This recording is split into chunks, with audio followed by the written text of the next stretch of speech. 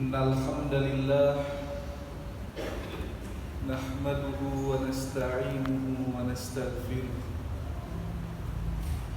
ونعوذ بالله من شرور أنفسنا ومن سيئات أعمالنا من يهده الله فلا مضل له ومن يضلل فلا هادي له وأشهد أن لا إله إلا الله وحده لا شريك له وأشهد أن سيدنا محمدا عبده ورسوله لا نبي بعده.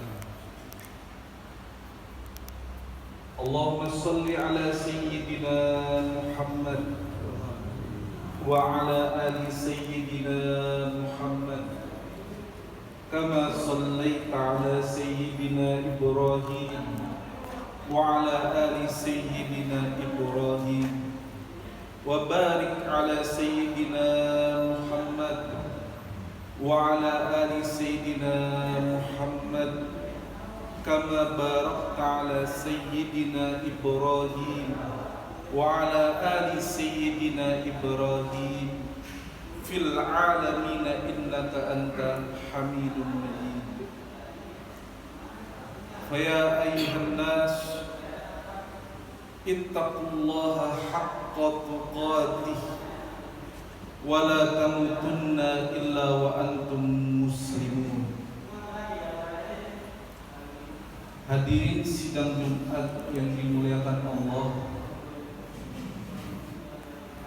sesungguhnya jalan menuju surga Allah teramat banyak, meskipun pintu yang tersedia hanya 8 buah. Sebagaimana jalan menuju nerakanya Allah itu pun teramat banyak, meskipun pintu yang tersedia hanya 7 buah. Hendak masuk seorang muslim ke dalam pintu yang mana tergantung amal apa yang ia kerjakan di dunia. Hadirin sidang Jumat yang dimuliakan Allah, ada seorang muslim yang masuk ke dalam pintu surga melalui pintu yang namanya pintu sholat. Dia masuk surga dengan sholatnya yang khusyuk.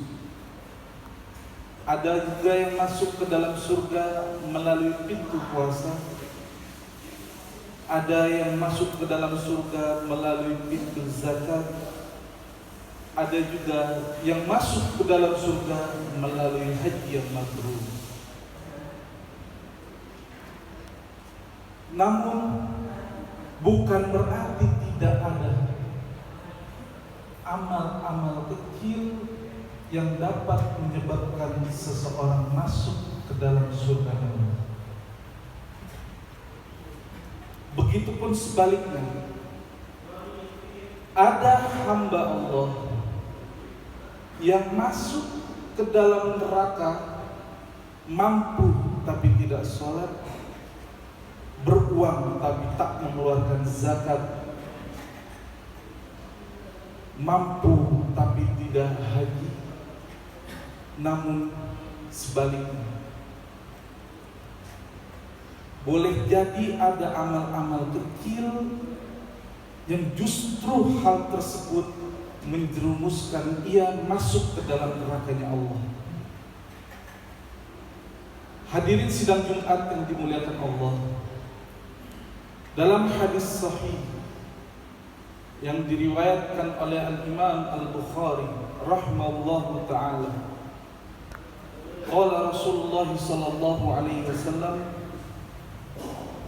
bainama rajulun yamshi bi tariqin ishtadda alaihi al-'atash fawajada bi'ran fanazala fiha thumma shariba faraqiya fa idza qalbun yalhathu ya'kulu thara min al-'atsh faqala lahu ar-rajul laqad balagha hadzal qalba mithla alladhi qad balagha minni fanazala al-bi'ra fa'amsaka khuffahu bifihi fa'amla'ahu bil ma' thumma raqiya fasaqal qalba fasyakarallah.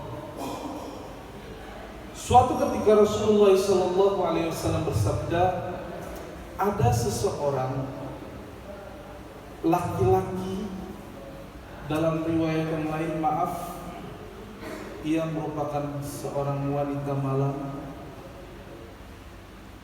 Suatu ketika ia jalan di padang pasir, lalu kemudian ia mengalami haus yang sampai hampir saja membuatnya mati.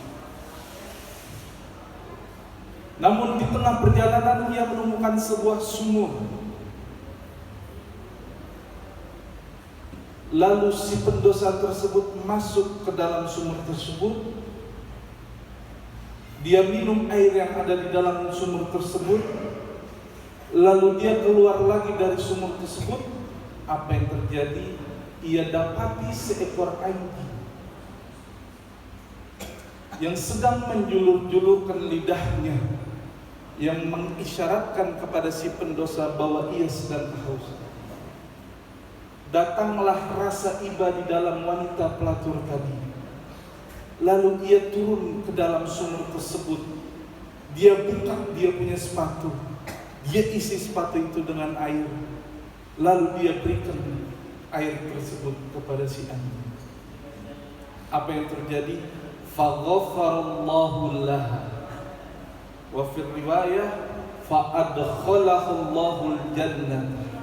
Maka seraya berterima kasihnya seekor anjing kepada seorang pendosa, ketika itu pula turun ampunan Allah dan ia masuk ke dalam surganya Allah hanya karena memberikan minum seekor anjing. Hamba-hamba hadirin yang dimuliakan Allah, khatib berfikir ketika membaca hadis tersebut, seandainya seekor anjing, hewan yang selama ini kita anggap hina, yang jika kita bertengkar dengan kawan kita sebut namanya di hadapan kawan kita, betapa hinanya anjing tersebut. Namun meskipun hina anjing, ketika ia mendapatkan pertolongan dari seorang hamba, Allah menurunkan ampunannya kepada seorang hamba yang dikatakan penuh dengan dosa tersebut. Bahkan Allah masukkan ke dalam surga. Sekali lagi hati berpikir, bagaimana jika yang kita tolong adalah makhluk Allah yang berwujud manusia? Dan bagaimana pula jika yang kita tolong adalah manusia yang di dalam hatinya tertanamkan kalimat La ilaha illallah Muhammadun Rasulullah. Hadirin sidang Jumat yang dimuliakan Allah Subhanahu wa ta'ala, dalam riwayat yang lain Rasulullah SAW bersabda, Uzzibat imra'atun fi hirratin fabiha dakhalatin nar la hiya saqatha wa la hiya at'amatha idh hiya habasatha ta'kulu min khashashil ard. Dalam riwayat Muslim, Rasulullah SAW menceritakan ada seorang yang dikatakan ahli ibadah. Dia seorang perempuan yang ahli ibadah. Jikalau malam ia bangun untuk tahajud, jikalau siang hari ia berpuasa. Tapi apa yang terjadi? Dicap masuk ke dalam nerakanya Allah.